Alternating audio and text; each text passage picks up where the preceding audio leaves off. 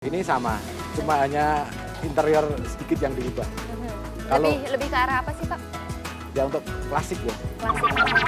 Kalau bangunan kompleks yang pertama, ini sebenarnya di dalam bangunan utama ini sendiri ada berapa ruangan, Pak?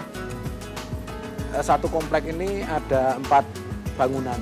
Ada 2 bangunan induk, kemudian ada 2 bangunan lagi yang dipakai untuk bar. Yang satu lagi dipakai untuk dapur atau kitchen itu. Oh, dapur atau kitchen. Ya. Nah, membicarakan mengenai barnya kan sangat unik sekali ya, Ya. Pak ya. Barnya ini semuanya warnanya merah. Boleh dijelaskan, Pak, tentang konsep bar ini? Konsep bar itu kita ambil warna merah karena untuk biar ada sesuatu yang kuat gitu ya. Karena warna putih dan hitam di sini mendominasi, ada sedikit warna yang harus kuat. Makanya kita tampilkan bar itu, jadi red bar gitu. Baik, kalau 2 bangunan utama difungsikan sebagai lebih ke restoran juga ya, Pak ya?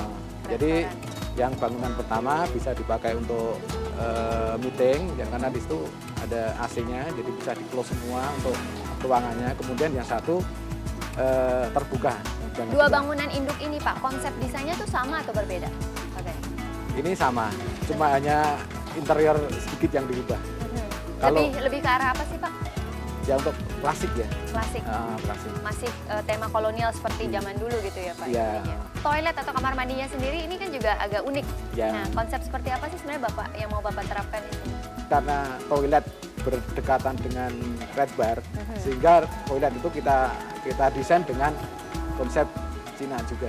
Oh. Jadi pintunya kan dari tembaga besar ini. Baik, kemudian tadi kan Bapak sudah membicarakan bahwa konsepnya ini sebenarnya lebih ke indis ya Pak ya? Ya. Nah, penataan furniture di tiap ruangannya agak berbeda atau semuanya sama?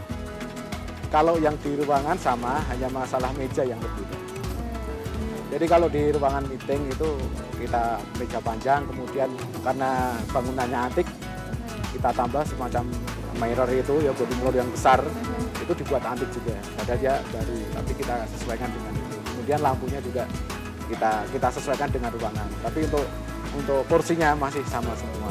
Oh, semua Ya, kursinya sama. kecuali yang di teras ini. Teras lebih Ke garden ya. ke garden ya. Jadi kalau Ya. kena Kayu, air, ya. hujan itu nggak Ya. masalah ya Pak ya.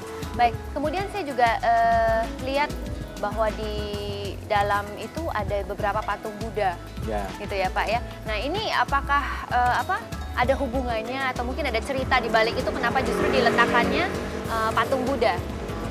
Sebetulnya Cina itu kan Buddha sangat kuat ya. Sehingga kita tempatkan Buddha itu sebagai daya tarik untuk biar ruangan itu semakin kelihatan yang tidak polos ataupun sepi gitu. Baik, tapi kalau kompleks yang kedua lebih ke Jawa tadi Jawa, seperti Bapak. iya. Berarti material yang digunakan pada waktu sebelum dan sesudah dijadikan itu tidak jauh banyak dong ya Pak ya? Tidak jauh berbeda maksudnya? Kita banyak menggunakan alam, jadi kayak kayu, batu alam di sini sangat banyak sekali. Kita tidak menggunakan ya semacam keramik atau granit. Kita menggunakan lantai ya juga dari batu gitu. Jadi kita Kayu kembali ke alam juga. ya, kayu. Nah, Unsur kayu, batu, batu air ya. kita anukan. Dipadukan dengan bangunan aslinya Ya. kali ya Pak ya. Nah, kemudian kalau konsep teras ini sendiri yang mau diterapkan apa Pak?